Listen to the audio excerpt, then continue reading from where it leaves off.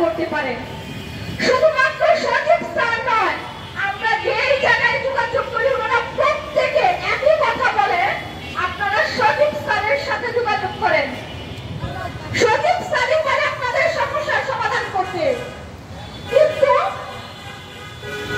Sir, আপনি আমাদের সাথে অনেক তালবাহানা করেছেন। এখন আমরা আশা করব আপনি তালবাহানা বন্ধ করে অতি দ্রুত অপেক্ষমান তালিকা প্রকাশ করবেন। আপনি একটা জিনিস খেয়াল করে দেখেন, আপনি প্রথম ধাপে অপেক্ষমান তালিকা প্রকাশ করেছেন মাত্র 3 মাস 27 দিন পর মূল রেজাল্টের, আর দ্বিতীয় ধাপে অপেক্ষমান তালিকা প্রকাশ করেছেন 6 মাস 17 দিন পর। কিন্তু আমাদের দ্বিতীয়